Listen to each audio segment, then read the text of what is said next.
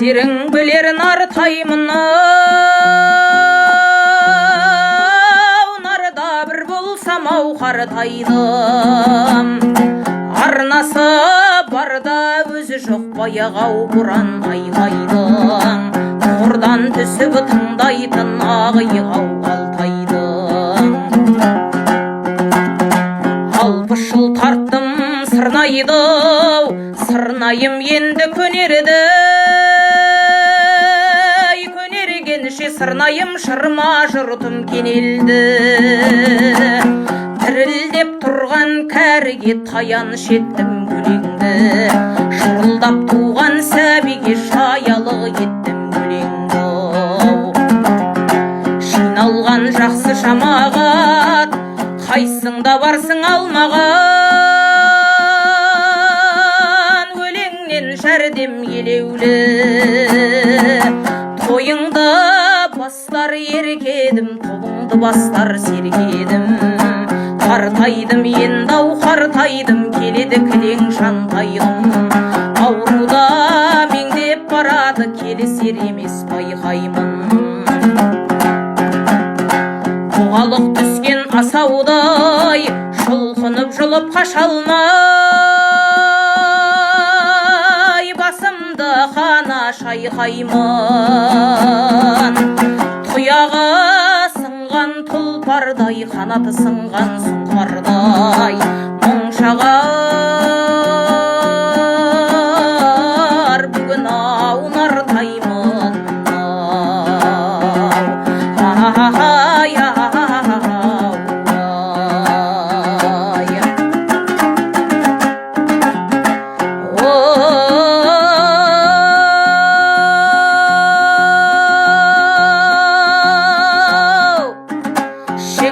Шиын тойда шелікпеген ақылсыз нен аңғарар көрікпенен. Тіл байлық, көңіл байлық құрған мырза, көмірсіз темір қызбас көрікпенен. Адамның ашар гүлі тілі бұлбұла, байлап азаматтар білген мұны. Жақсының мәжілісі шалған бағы секілді ай жарығы. Ашылған жақсылардың ашар гүл жиһаз, асыл сөзі базар тіл. Сер салып әңгімемді таңдамаса, көрсеткен маған халықтың азабы бұл. Айтушы ақындар таярғын мұны, заманның һәм бұлбұлы һәм дүлдүлі. Сөзімнің парқын білсең, пәлі дерсің, ашылсын көкірегім шәуһәр гүлі.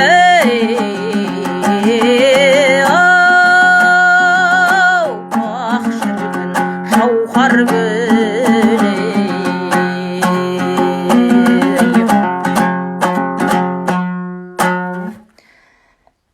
Деген құрметті көрермендер, бүгін мынау мен қызға барған күні ай жарық дегендей, мен прямой эфирға кіргенде кәдімгі бәрі өнерін көрсетіп қалып жатыр.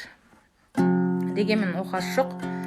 Біз алдыңғы эфирлерімізді сақтап үлгердік. Бүгін мынау техникалық ақаулық дейміз ба, или менің телефонымның ақаулығы болар. Кәдімгі біраз мешайт етіп жатыр. Бірақ ешқандай оқасы жоқ. Үлкен рахмет. Енді бүгінгі заманның ақын жырауларының шығармаларына кезек берейік. Бағанадан бері барлығын түгендеп қалған сияқтымыз. Бүгінгі таңда осы жырау дейтін атқа лайық болып жүрген біршама өлең жырлары халық арасында кеңінен насихатталып жүрген біздің алдымыздағы ағаларымыз, апаларымыз, ұстаздарымыз көп.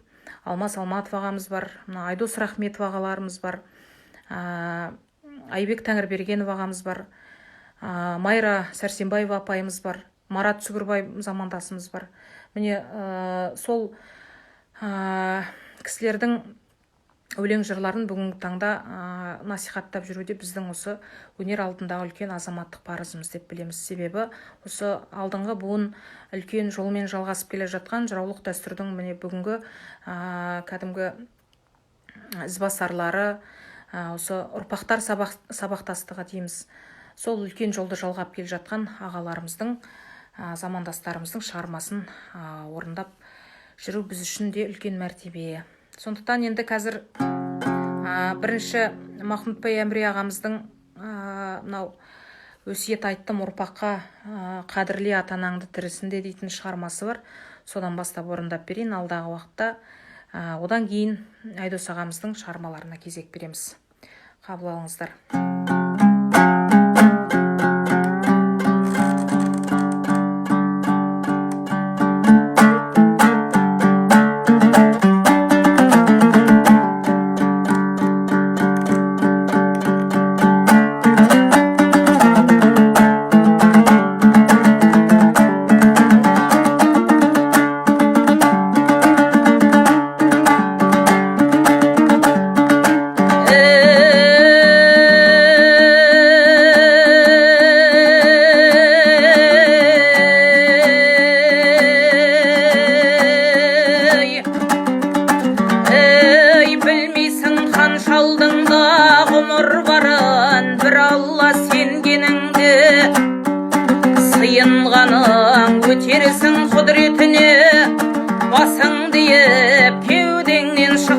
Шашыбын жаның, адамға Алла сыйлап бәрін берген, жаратып тәнін әрі, жанын берген, қашанда рахымымен, мейірімін, келемін шексіздігін мәлімдеумен. Ұлда шау шаман болса, қызда дұшпан, шынайы бір дос артық, таныстан, барлығы шақсылықтың, шын тілектен, барлығы шамандықтың қызғаныштан. Жақында бауырым деп бар адамға қарайлап қарсы жүгір, қарағанға көңілің шаның таза, түзу болса аузыңа жақсы сөзді салады Алла. Бақ өрлеп тілекші бол, жанғандарға сүрініп сүйеуші бол, қалғандарға ақ сөйлеп ақ ниетпен, таза жүріп сүргенде адал өмір, арман бар ма?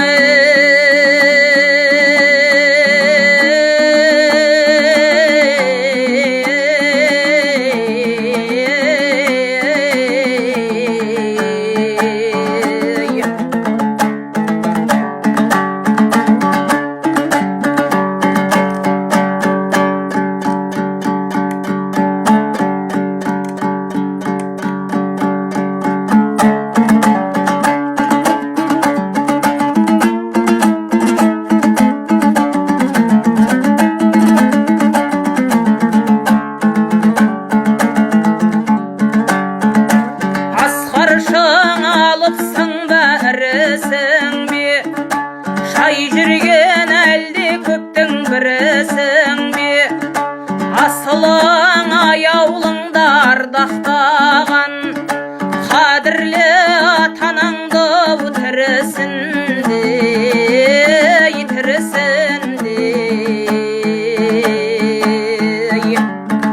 сен көрген сыйын оған күн үшінде, жарықтан Алла берген нұр үшінде, алдында адал атқар борышыңды, қадірле анаңды тірісінде.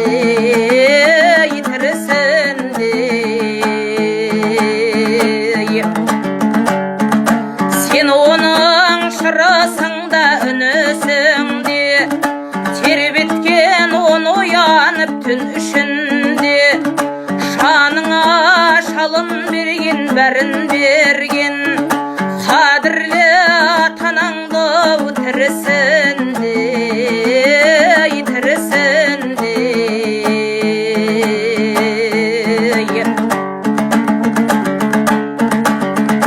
Сен оның шырысыңда үнісіңде, ұмтылсаң сүт ұсынар су ішуге, жоғары бәрінен де артық тұрар, қадірле анаңды тірісінде.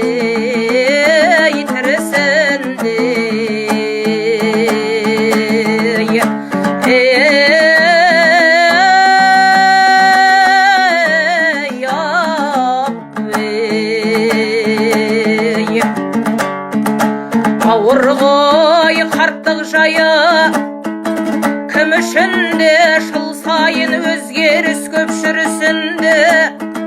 Қаншалы алдарыңда жүрер дейсің, қадірле анаңды тірісінде. Бақытым оны бағым ырысымде, өз лебім оның демін тынысымде. Жаныңа жалын берген, бәрін берген, қадірле анаңды тірісінде. Ауыр ғой қарттық жайы, кім үшін де жыл сайын өзгеріс көп жүрісінде. Қаншалы алдарыңда жүрер дейсің, қадірле анаңды тірісінде.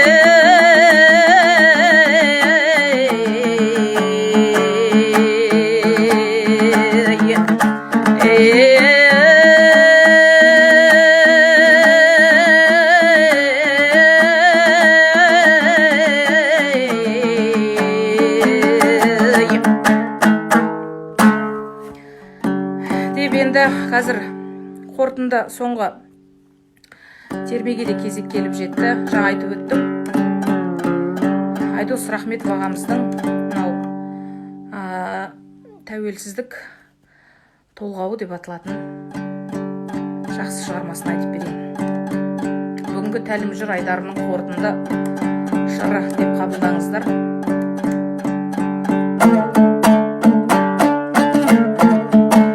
Арсланбек Сұлтанбековтің Ноғайдың домбырасы. Оны бұйырса келесі эфирлерде орындап берем.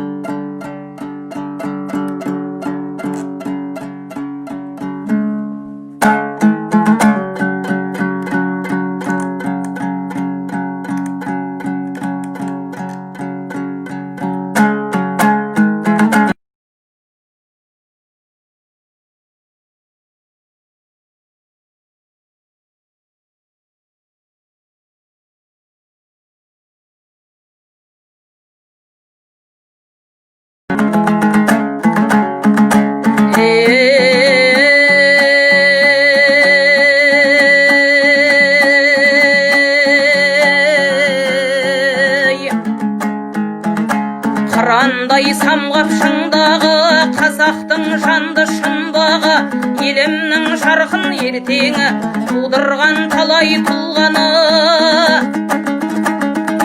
Сақтаған байтақ даласын ер жүрек елдің ұлдары, қиындық көрген қазақпыз шарындай қойдың құмдағы. Тарих болып солардың жазылып бүгін тұр бәрі, тәрбие беріп өсірді анамның асыл құндағы.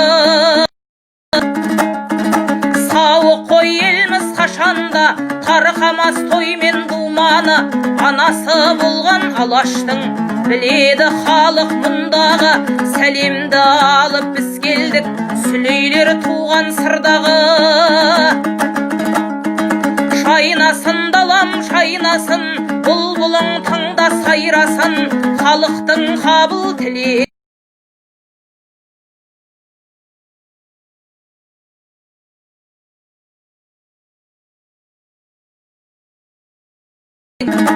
Қиындық көрмей болашақ жарқырап күліп ойнасын. Ел тыныш заман тоқ болып қазаның отта қайнасын. Дұшпаның қалсын күйініп асыра.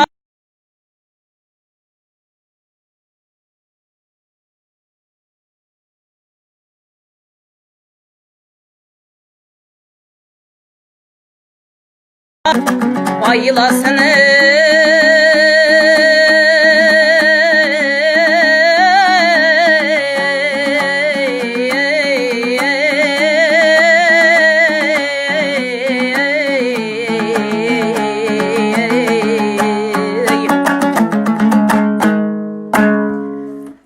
үлкен рахмет.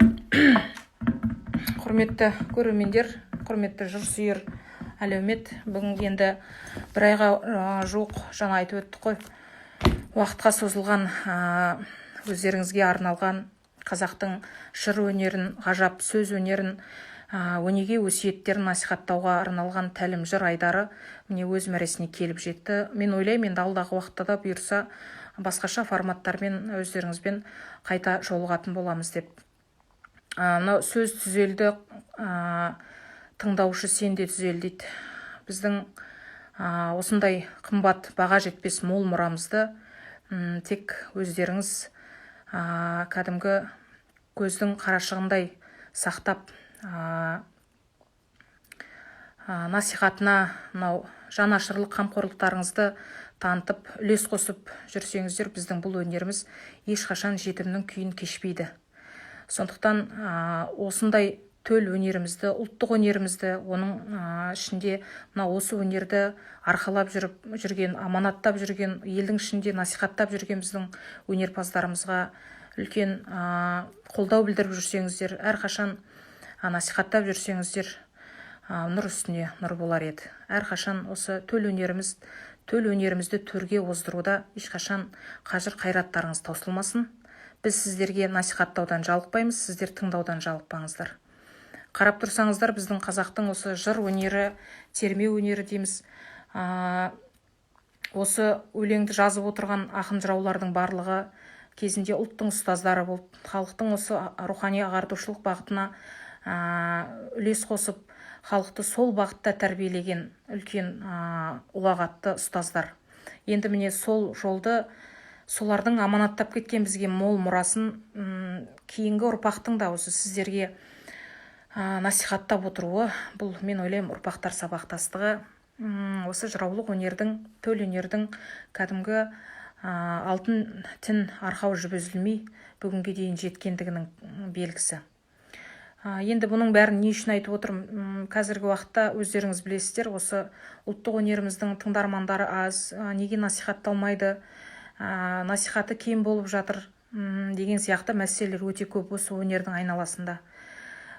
Соның негізінде де осындай міне әлеуметтік желі арқылы болсын, өздеріңізге осы өнерді насихаттап, байланыс орнатып, көңілдеріңізге осы жырдың сәулесін, өсиет термелердің өнегесін құйып жатуымыздың да себебі сол. Мынау бір ай бойына айтылған, бір ай бойына тыңдаған, бүгінгі тыңдаған қаншама терме толғаулардың өнегесі, мынау рухани азығы бойларыңызға дарып, мынау делебелеріңізді қоздырып, сондай бір рухани күш қуат болып сыйланып жатса, ол біздің уақытымыздың босқа өтпегендігі. Сондықтан бізбен бірге болғандарыңызға осы уақытқа дейін үлкен рахмет айтамыз. Тұрақты көрермендерімізге оның ішінде үлкен рахмет айтамыз. Осы бір ай бойына эфирімізді үзбей, аяғына дейін, басынан аяғына дейін қаншама техникалық ақаулықтарға қарамастан барлық көрермендерге, тұрақты көрермендерге үлкен зор алғысымызды білдіреміз. Енді бұдан да көп нәрсе айтуға болады. Бүгін енді осындай шағын жыр сағатының аясында біраз нәрсені айтып қалуға тырысып жатырмыз. Не деймін, енді барлықтарыңызға үлкен рахмет. Аман болайық, сау болайық. 30 күн бойы тұтқан оразаларыңыз қабыл болсын. Ораза айттарыңыз құтты болсын. Төрімізде, шаңырағымызда қасиетті қара домбырамыз ілініп тұрсын. Жырымыз үзілмесін, әніміз үзілмесін, күйіміз төгілсін. Біздің ұлттық өнердің жанашыр тыңдармандары сіздер барда, біздің де осы халықтық өнердің де өмірі, өрісі кеңейе береді. Соған сізбенен біз болып әрқашан атсалысып жүрейік. Үлкен рахмет айтамыз баршаңызға.